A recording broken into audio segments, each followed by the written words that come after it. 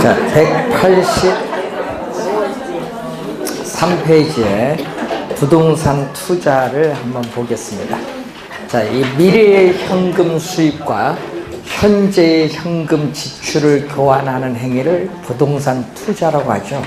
자, 미래의 불확실성에 투자하는 겁니다. 그래서 미래의 불확실한 수익을 획득하기 위해서 현재의 확실한 소비 지출을 우리가 희생하는 행위를 우리는 부동산 투자라고 합니다. 그래서 부동산 투자는 이 총 투자한 금액이 있죠.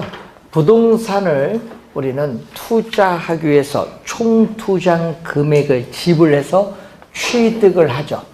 취득을 해서 보유기간 동안 운영을 하는데, 이 운영하는 동안 임대료 수입이 발생하는데, 이 임대료 수입을 전문용어로 뭐라고 하냐면 소득이득이라고 하죠. 자, 소득이득은 임대료 수입이기 때문에 연간 단위를 계산합니다. 그래서 보유는 연간 단위로 소득이득을 구하기 때문에 1년 이상 보유해야 투자입니다. 그리고 일정 기간이 지나면은 처분을 하는데, 이 처분한 가격과 취득 가격의 차이를 우리는 전문용어로 부동산 가격 상승에 따른 이득이라고 해서 자본이득이라고 하죠. 그래서 부동산에 투자하면은 보유기간 동안의 소득이득과 자본이득을 얻을 수 있는 장점이 있어요.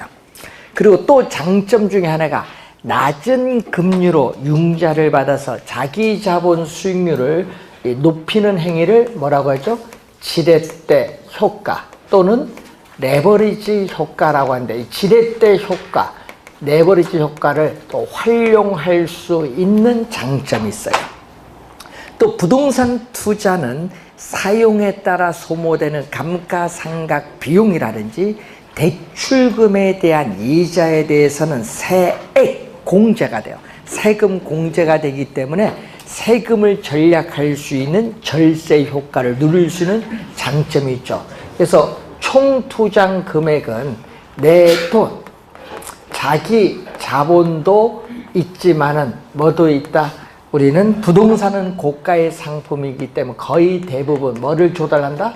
타인 자본을 조달해서 우리는 매입을 하는 것이 일반적이죠. 자, 타인 자본은 두 가지가 있어요. 이자가 없는 타인 자본이 있고, 이자가 있는 타인 자본, 이자가 있는 타인 자본 두 가지로 나눠볼 수 있습니다. 이때 이자가 없는 타인 자본은 여러분 전세금, 보증금이죠. 요즘 전세금, 보증금은 계약 만료 시에 돌려주면 돼. 이자 없이. 그렇지만 이자가 있는 것은 뭐죠? 대출금인데, 이 금융기관에 대출받은 금액을 또 전문용어로 저당 또는 다른 말로 저당 투자액, 여러분 저당이라기도 하고 저당 투자액이라고 해요. 그럼 자기 자본은 뭐라고 하죠? 자기 자본은 지분 또는 지분 투자액이라고 합니다. 자, 그러면은 우선은 이런 용어 좀 알아두시고, 또 시험에 최근에 또 2번 출제된 용어 중에 인플레이션이 있어요. 물가가 지속적으로 상승하는 인플레이션이 발생하면은 화폐 가치는 하락하지만 부동산 실물 자산의 가격은 오릅니다. 그럼 부동산을 보유하고 있으면은 부동산 가격은 오르기 때문에 실질적인 구매력을 보호받을 수 있는 효과, 그걸 전문용어로 인플레이션 해지라고 하죠. 인플레이션에 방어하는 수단으로서 부동산을 보유하는 것이 유리하다. 왜냐하면은 실질적인 구매력을 보호받을 수 있기 때문에 그렇다. 되겠죠? 장점이에요. 단점은요, 황금성. 요게 2년 전 정답 물었거든요. 부동산을 처분하여 현금화하는 데 걸리는 시간이 황금성인데, 주식이나 정기 적금 등에 비해서 황금성 면에서 불리하다, 낮다는 단점이 있어요. 또 부동산은 발품을 팔아야 되기 때문에 시간, 노력 많이 들고 또 중개수수료와 같은 보수, 그리고 법적 수속에 따른 비용, 이 거래 비용이 많이 든다는 단점도 있어요. 또 위치가 고정되었기 때문에 중앙정부나 지방자치단체의 행정적 규제, 법적인 규제를 또 많이 받는다는 단점. 자, 지렛대 효과, 원래 주의를 많이 해야 되는 용어인데 항상 지렛대 효과는 뭐를 이용해야 된다? 타인 자본을 이용해야 된다. 타인 자본을 우리는 차입금이죠. 이 타인 자본을 뭐 해야 된다? 이용을 해야 된다. 이 타인 자본을 이용을 해야 뭐가 발생하는 거죠? 지렛대 효과가 발생합니다. 그럼 타인 자본을 이용을 하는데 이 부채 비율, 작년에 또 출제된 용어죠. 자, 부채 비율은, 자, 여러분 총 투자한 금액 중에서 내 돈이 얼마 있느냐? 내 돈. 자기 자본인데 여러분 작년 시험에는요. 뭘로 출제냐면 이걸 지분으로 출제해서 작년 시험에는 지분. 총 투자한 금액 중에 내 돈을 얼마 투자하면은 나머지는 뭐 해죠? 빌려야겠죠. 빌려야 됩니다. 타인 자본을 조달해야 되는데 타인 자본은 뭐죠? 부채. 그래서 작년 시험에 용어를 요걸 출제했거든요. 지분에 대한 부채 비율을 뭐라고 하죠? 부채 비율. 요걸 출제했어요. 분모는 뭐죠? 지분. 분자는 부채. 그래서 부채 비율의 변화를 가져옵니다. 타인 자본을 얼마 이용하느냐에 따라 내가 투자한 금액이 달라지기 때문에 부채 비율이 변화를 해요. 그럼 이러한 부채 비율의 변화는 또 뭐에 영향을 주죠? 우린 지분 수익률에 또 영향을 줘요. 부채 비율의 변화는 지분은 자기 자본이거든요. 자기 자본 수익률에 영향을 주는데 분자는 분모, 분자에서 분모는 자기 자본을 다른 말로 뭐라고 하죠? 지분 투자액. 시험에 또 우리 지분 투자액으로 또 출제를 하기도 하죠. 이에 대해서 지분에 대한 대가, 이 지분에 대한 대가를 지분 수익인데 이 자기 자본에 대한 대가를 뭘로 표현하죠? 세전 현금 수지. 자, 여러분 2년 전에 이렇게 한번 냈거든요. 세전 현금 수지를 지분 투자액으로 나눈 것을 총 투자 수익률이라고 한다? 틀렸죠? 뭐다? 지분 수익률. 2년 전에 출제해서 계산도 아니야, 말로. 수식 이해하는지 보는 거죠. 세전 현금 수지는 순 영업소득, 순수익이죠. 순수익에서 타인 자본을 조달했으니까 이 대출금에 대한 뭐를 빼줘야 돼? 부채 서비스액. 작년 시험에 또 출제했죠. 부채 서비스액은 다른 말로 표현하면 뭐죠? 원리금. 원리금 상환액은 뭐죠? 원금 플러스 이자인데 작년에는요 원리금 상환액을 뭘로 출제하냐면 이자 지급액으로 출제했어요. 그러니까 틀렸죠? 원리금 상환액입니다. 원금 플러스 이자예요. 자, 우선 요 수식 또 상당히 중요한 수식이다. 꼭 기억해야 돼. 자, 우선은 지렛대 효과가 두 가지로 나눠요. 자, 지렛대 효과는 두 가지. 하나는 수익금 지렛대 효과, 또 하나는 수익률 지렛대 효과. 자, 여러분 하나는 금액이고 하나는 퍼센티지 수익률. 자, 수익금 지렛대 효과는 여러분들이 많이 즐겨하는 투자, 갭 투자라고 하죠. 갭 투자. 뉴스 보면 뭐 갭 투자 얘기 많이 나오잖아요.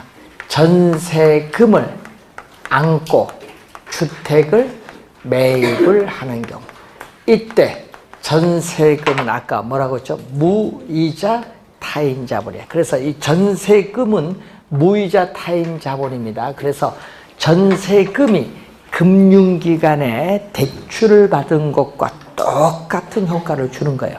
그래서 전세금을 안고 주택을 매입을 하는 경우도 지렛대 효과를 활용하는 중요한 사례라고 볼 수 있다. 집은 3번 정도 출제했죠. 수익률은 또 2년 전에 또 출제를 했었는데 플러스 정의 지렛대 효과, 또 뭐죠? 중립적 지렛대 효과, 또 마이너스 부의 지렛대 효과, 3가지가 우리가 있습니다. 자, 정의 지렛대 효과는 지분은 자기 자본이죠. 지분 수익률이 있고 또 종합 수익률이 있는데, 자, 여러분 종합 수익률 그리고 저당, 여러분이 금융이론에 가면 저당 수익률도 많이 나오는데, 저당 수익률은 금융기관의 주택담보대출금리, 대출금리를 얘기해요.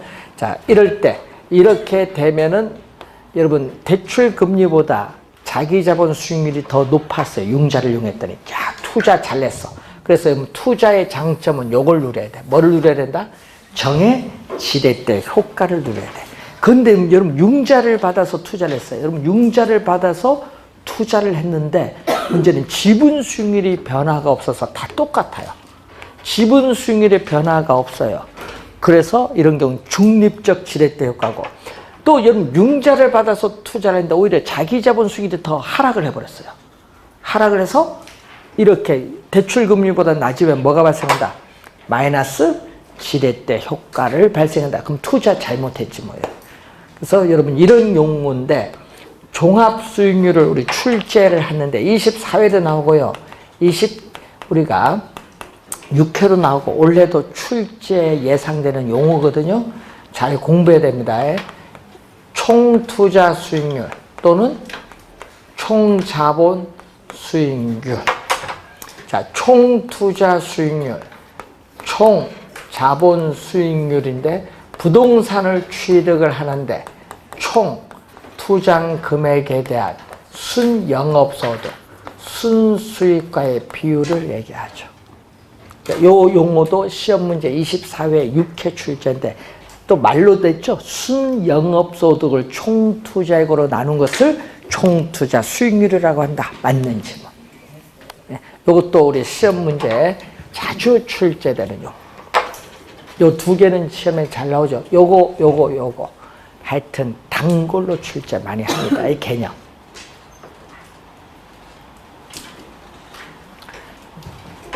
자, 뉴스에 많이 나오는 용어.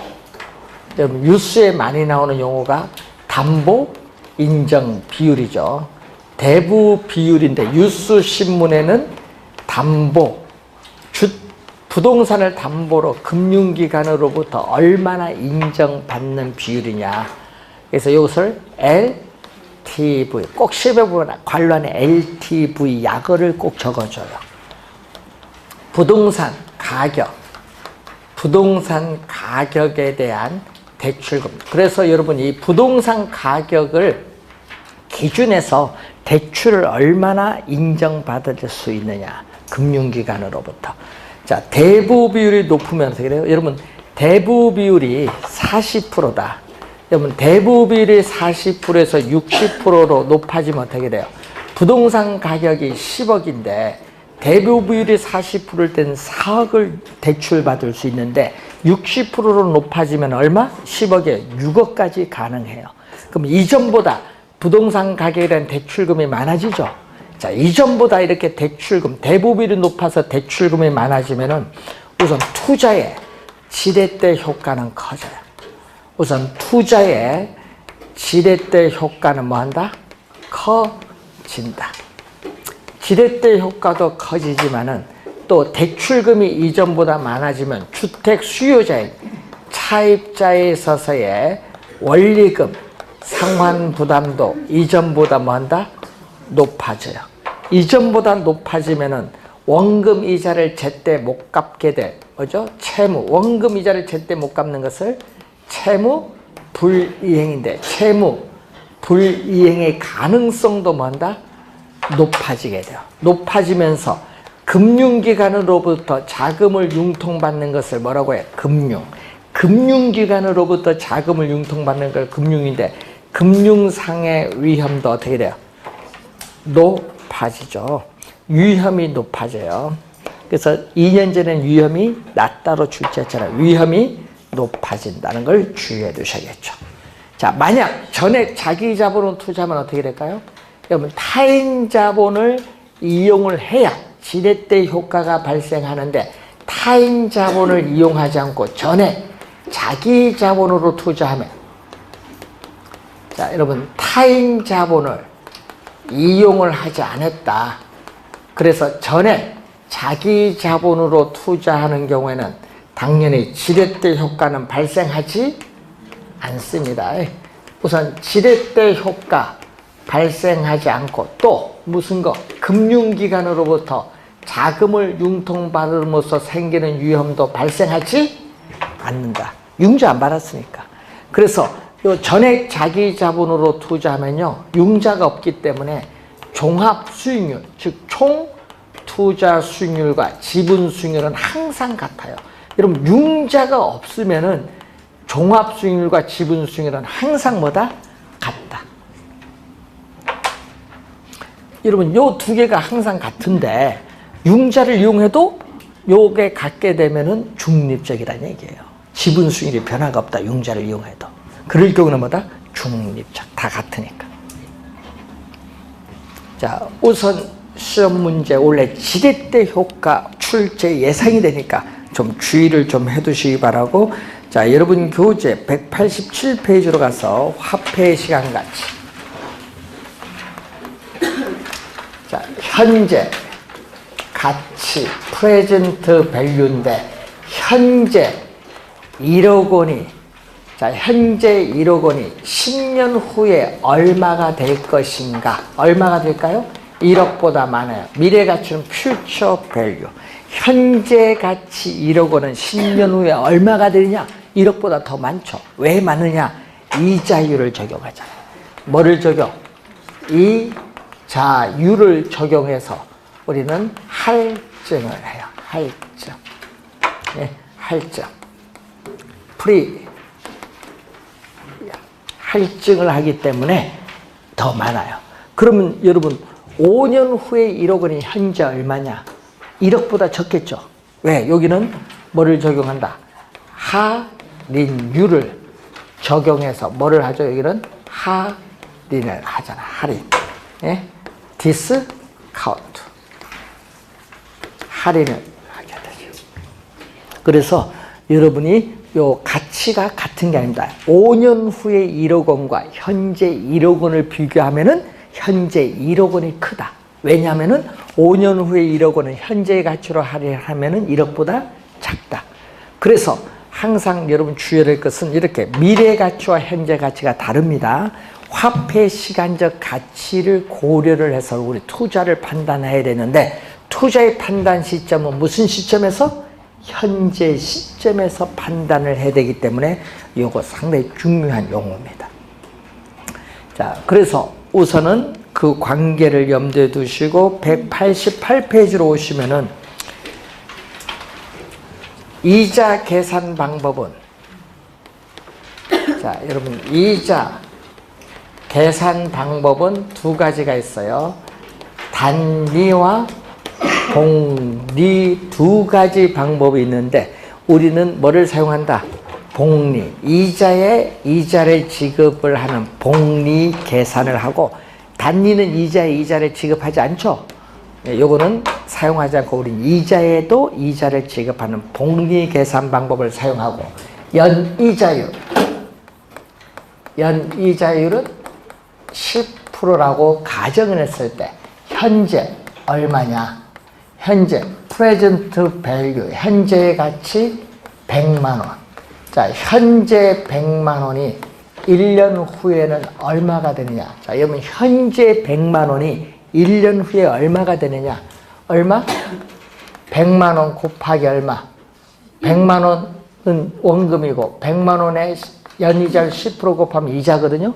원금 이자를 더해주면은 1년 후에 가치가 돼요.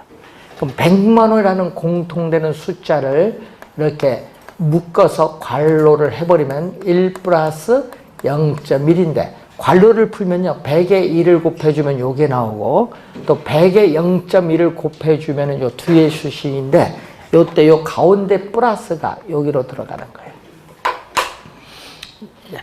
왜? 질문을 하니까 해주는 겁니다. 괄호를 왜 치냐? 저도 모르겠어. 네? 계산을 좀 빨리 하기 위해서 그렇죠. 우선은 얼마? 100만 원에 10만 원 더해주면 110만 원. 그래서 현재 100만 원은 1년 후에 110만 원의 가치가 있어요. 그럼 110만 원이 다시 1년 후에는 얼마? 자, 복리로 들어갑니다. 처음에 이자 10만 원 나왔죠? 이 10만 원에 또 이자 준다는 얘기예요. 그래서 얼마? 우리는 원금은 얼마? 110만 원. 다시 110만 원에 몇 프로?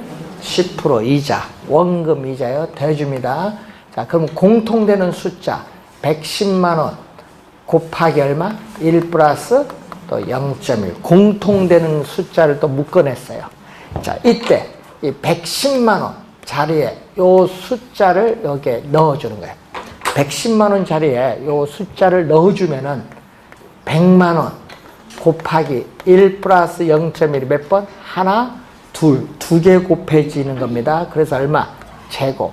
1년 후일 때는 1승이고 2년 후일 때는 제곱이에요.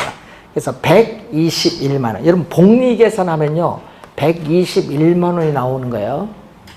120만 원이 나오는 게 아니라 120만 원 나오는 건 단리 계산이고 아까 여기 10만 원에 또 이자를 붙었다는 얘기예요. 그래서 121만 원이 나오는 겁니다. 복리 계산으로 가는 거예요. 자, 이런 식으로 또 계속 가면 얼마?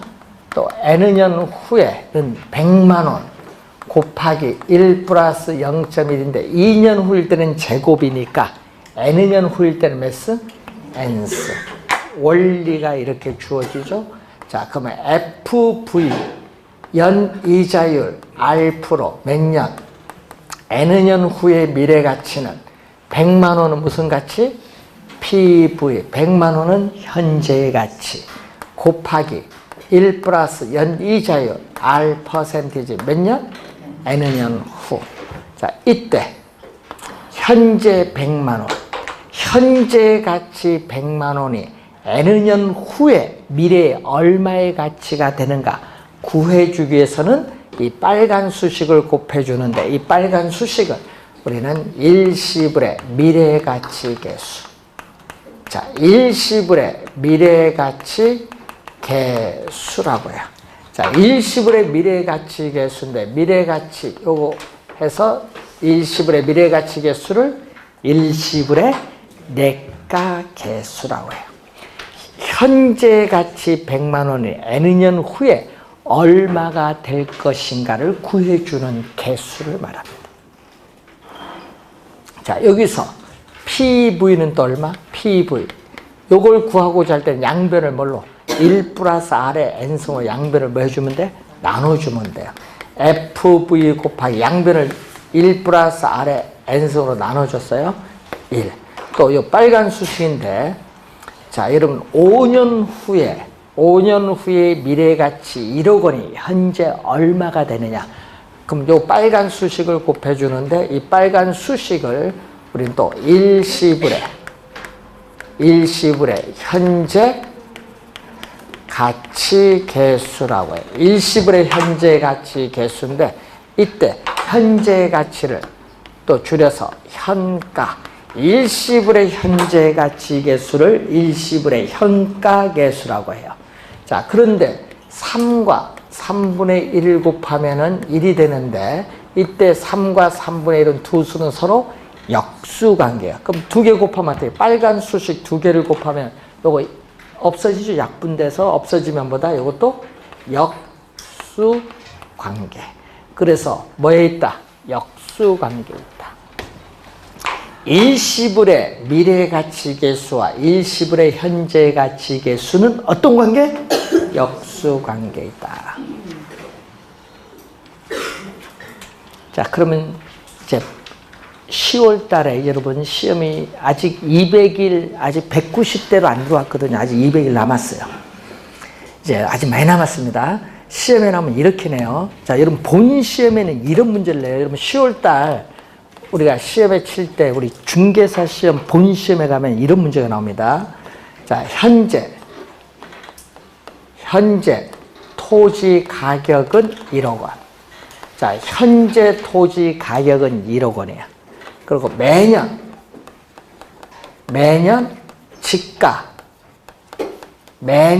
지가 상승률은 몇 프로?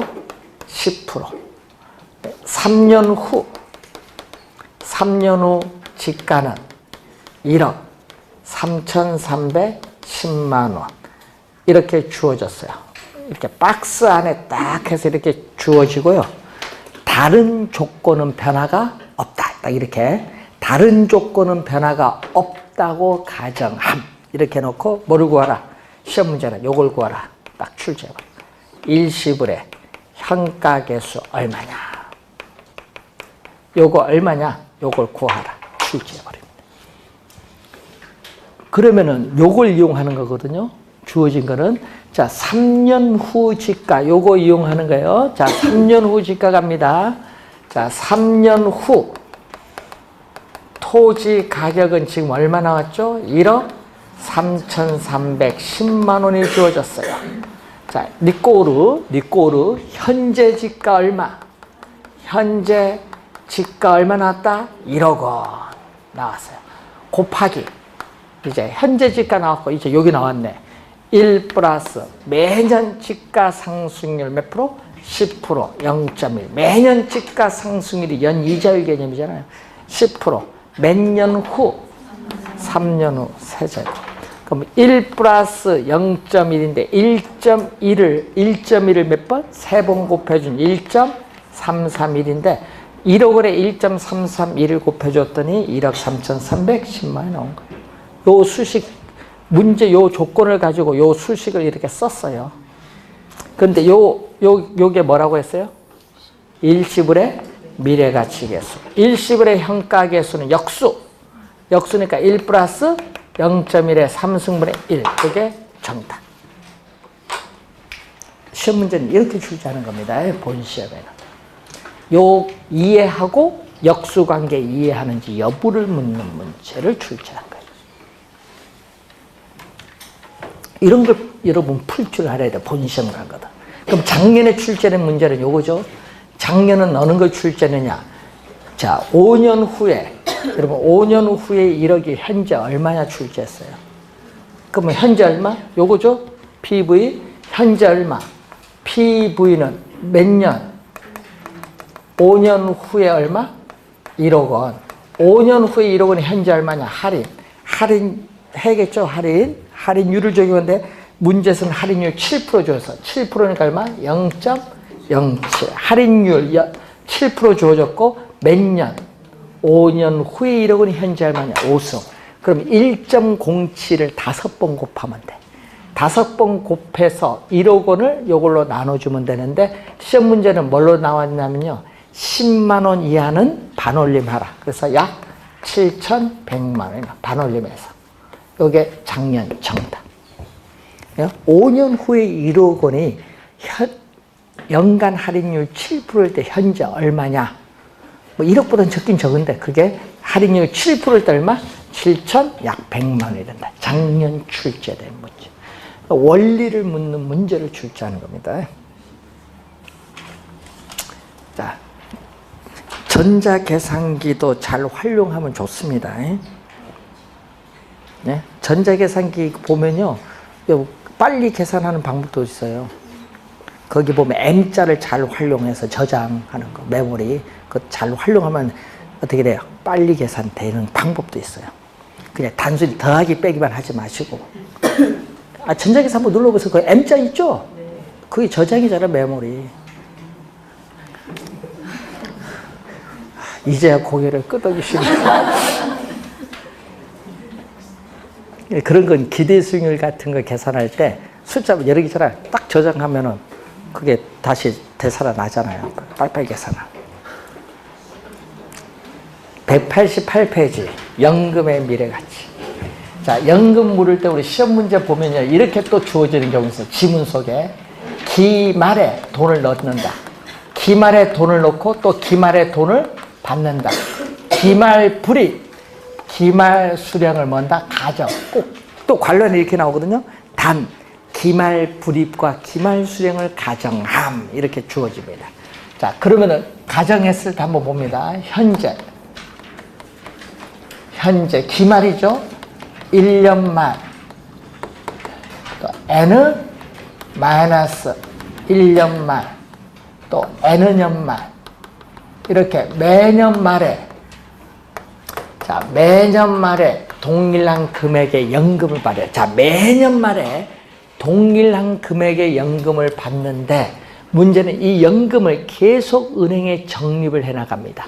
N년 말 만기가 됐을 때 받을 수 있는 총 금액 얼마냐?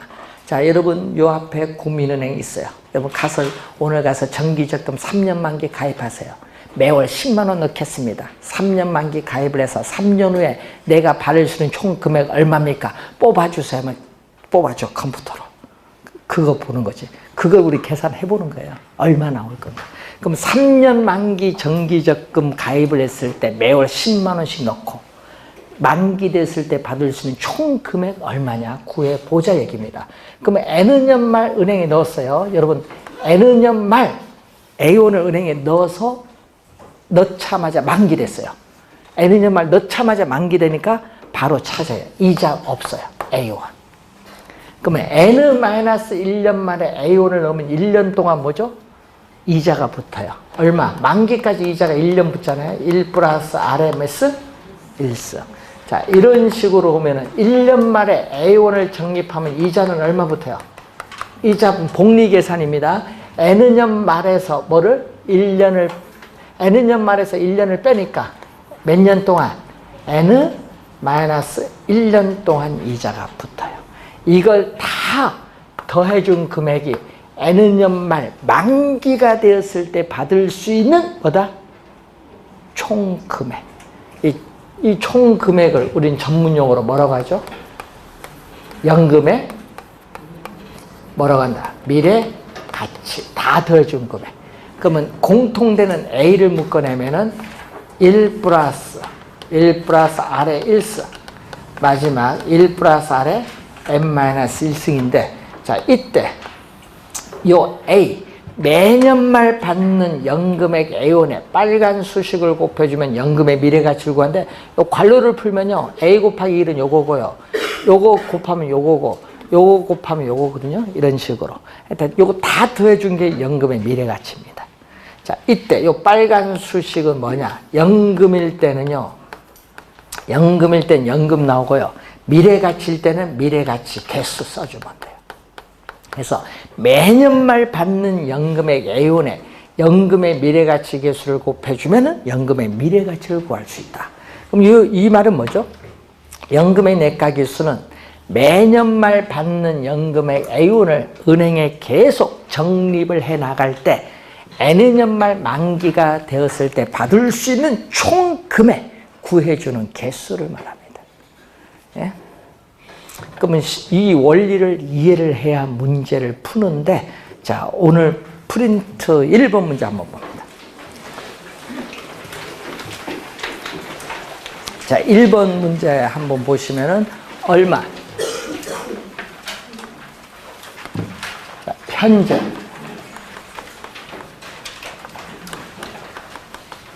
(1년말) 자, 거기 매연말 동그라미. 문제 연말, 시험 문제 잘 봐야 돼. 연초도 있고요, 연초도 있고 연말도 있어요. 답이 달라집니다. 그래서 연말 동그라미 치란 얘기예요. 1년말, 2년말, 3년말, 몇 년말? 4년말. 매년 말 얼마씩? 1,000만 원씩 불입을 하는 어디에 가입을 했다? 정기 적금에 가입을 했다. 4년 말 만기가 됐을 때 받을 수 있는 금액, 총 금액 얼마냐 구해보자 이게요. 4년 말 만기가 됐을 때 받을 수 있는 총 금액 구해보자. 얼마? 4년 말에 돈 1,000만 원 은행에 넣자마자 바로 찾아요. 이자 없습니다. 1,000만 원. 자, 3년 말에 1,000만 원 넣으면 이자가 붙어요. 몇 년 동안? 1년 동안 붙는데 연 이자를 몇 프로? 10%. 1년. 얼마? 1,100만 원이 돼요. 자, 2년 말에 1,000만 원을 적립하면은 2년 동안 이자가 붙어 1 플러스 0.1의 제곱. 1.1을 제곱하면 1.1입니다. 그래서 1,210만 원. 자, 또 여기에 1,000만 원 또 적립을 하면은 이자는 몇 년 동안? 3년 동안 붙어요. 1 플러스 0.1의 세제곱. 1.1을 3번 곱하면 1.331. 1,331만 원. 요거 다 더해주면 앞에 1은 4개요. 4천. 가운데 1,000 하면 1, 2, 3, 6천이고 세 번째 40 얼마? 1만 원. 4,641만 원 정답. 공식 무슨 암기하는 게 뭐 있을 때는 거 암기하지 마세요. 여러분 189페이지 위에서 두 번째 뭐 그 공식 막 암기하고 다니는데 이런 걸 암기하는 게 아니에요. 원리를 이용해서 푸는 거지. 시험 문제는 본인 시험은 이런 형태로 출제하는 거예요. 지금 1번 문제 형태로. 그러니까 원리를 이해를 해야 돼. 시험에 나오면요 3년 아니면 4년밖에 안 내요. 10년 내면 계산 못 해요, 여러분이. 그때는 요거 뭐 풀어야 돼? 요거 등비수를 계산해야 돼요. 고등학교 때 배운 거. 그러니까 10년 이런 거 안 되고 많이 나봐야 몇 년? 3년 아니면 4년. 자, 우선은 계산됐습니다. 자, 요 수식. 또 요 수식에서 A는 얼마? A는 연금의 미래가치 곱하기 양변에 빨간 수식으로 양변을 뭐 해준다? 나눠줘요. 빨간 수식이 연금의 내가 개수인데 이걸 양변 나눠주는데 이 수식을 우리는 뭐라고 하느냐? 이 수식을 감채기금계수라고 해요. 용어가 어려운 용어예요. 감채기금계수. 두 수식을 곱하면 얼마? 1. 두 수식을 곱하면 1이니까 서로 어떤 관계? 역수관계. 감채기금계수와 연금의 내가계수는 역수관계인데 또 시험에는 감채기금계수 개념을 많이 물어요. 2년 전에도 정답으로 물었거든요. 무슨 얘기죠? 이때 A가 뭐죠? 자, 여러분 이런 얘기죠. 5년 만기에 정기적금 가입을 하거든요. 자, 연금의 미래가치. 자, 연금의 미래가치 5년 후에 1억 원을 주택 구입자금 1억 원을 만들기 위해서 정기적금에 가입을 했다. 매년 말 불입을 해야 될 적립금 얼마냐? 그걸 구해주는 거죠. 매년 말 불입을 해야 될 뭐? 적립금, 적금액, 적립금 얼마냐? 이걸 구하자. 그러니까 여러분 5년 만기 정기적금에 가입했을 때 매년 말 불입을 해야 될 이 금액 구해보자. 그럼 뭐를 곱해주면 돼? 감채 기금 개수를 곱해주면 되는데 이것을 2년 전에는 여기 연금의 현가 개수로 출제한 거야. 뭐를 곱해주면 돼? 감채 기금 개수를 곱해주면은 우리는 정금액을 구할 수 있다. 그래서 우리는 N 년 후에 1억 원을 만들기 위해서 정기적금에 가입을 했을 경우에 매 기간 불입을 해야 될 적금액, 적립금을 구해주는 개수를 감채기금 개수라고 한다. 요거 상당히 중요해요. 감채기금 개수 개념이 어려워서 시험에 많이 출제되는 용어. 자, 여러분 교재 190페이지로 넘어옵니다.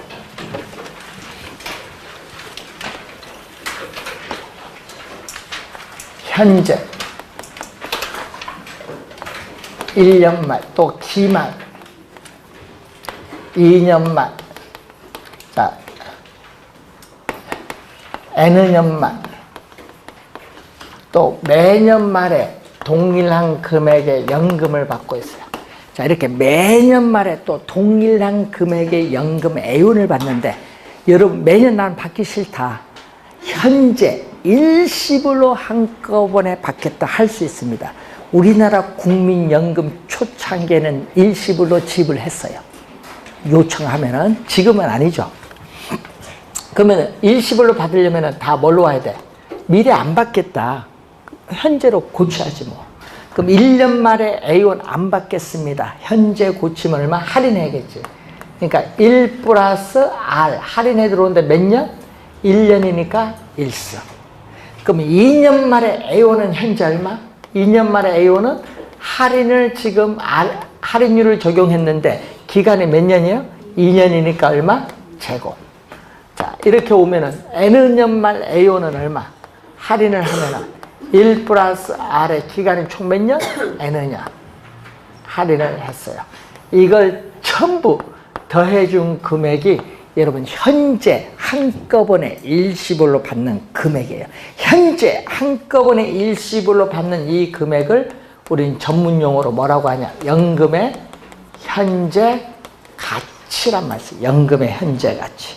그럼 다 더해주면 또 A라는 공통되는 숫자를 묶어내면은 1 플러스 R의 1승분의 1, 1 플러스 R의 제곱분의 1, 마지막 얼마? 1 플러스 R의 N승분의 1이 나오죠.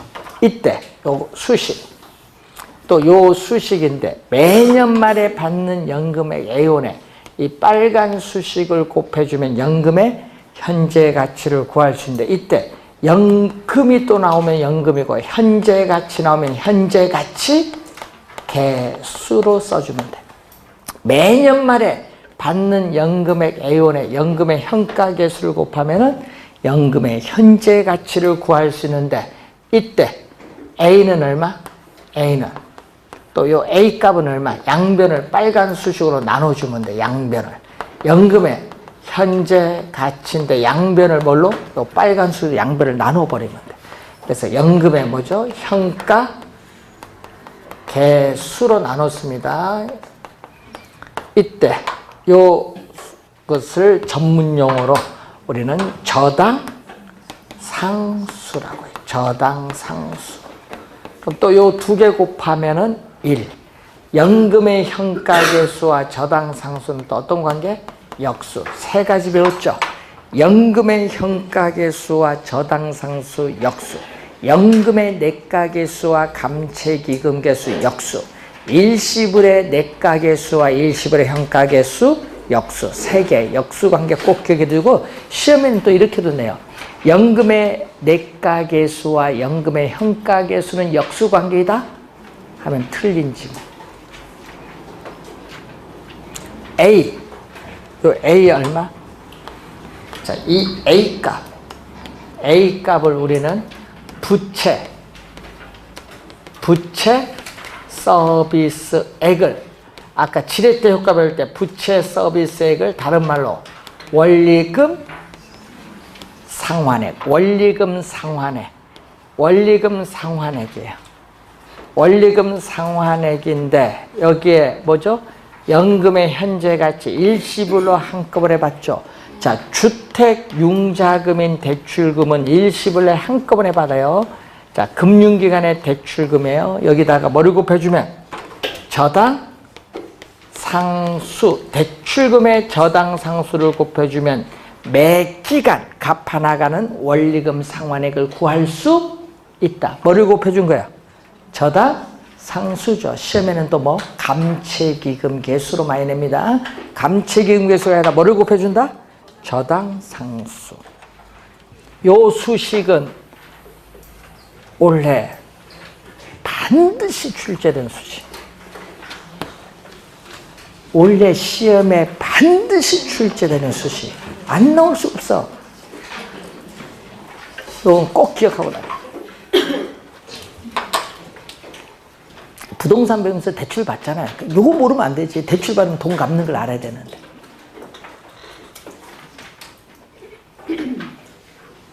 원래 반드시 출제되는 수식이라고 했습니다.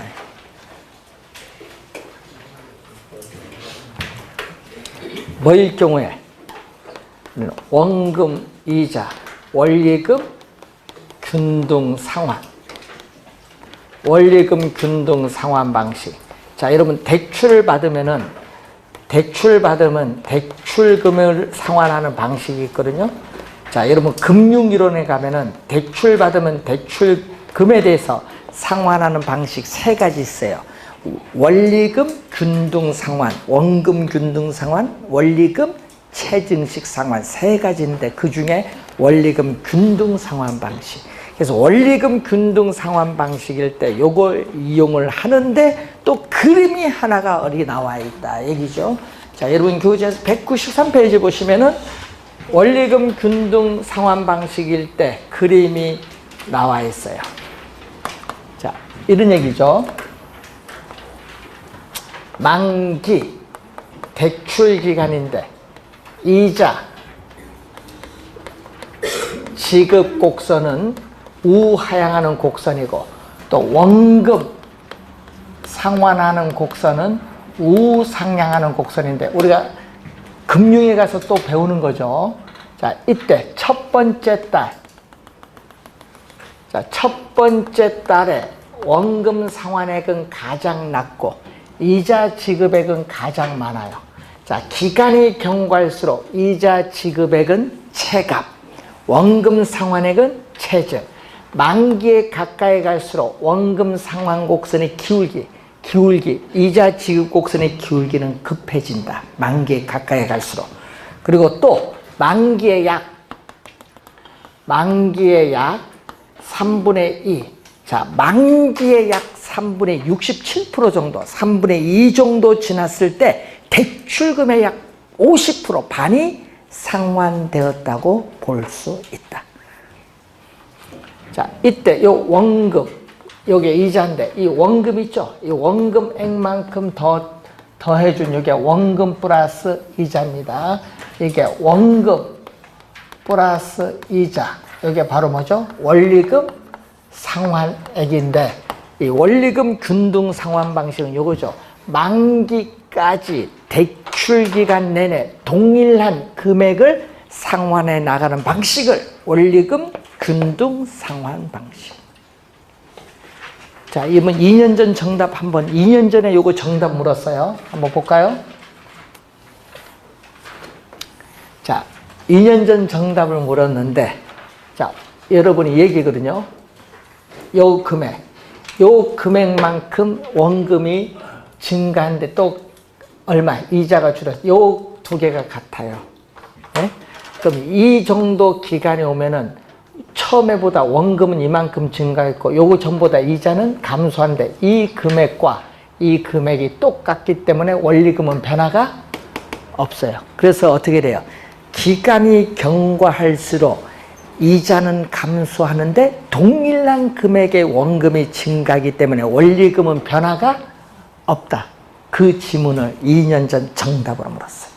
작년은 요거 출제했어요. 기간이 경과할수록 원금 상환액은 증가한다, 감소한다? 증가하죠? 작년에 출제했어요. 하여튼 이 그림을 가지고 말로 출제를 하기 때문에 이 그림을 잘 이해를 해 두셔야 돼요. 자, 이렇게 해서 여러분 교재 193페이지 중간까지 설명을 했습니다. 자, 잠시 쉬고 194쪽으로 가겠습니다.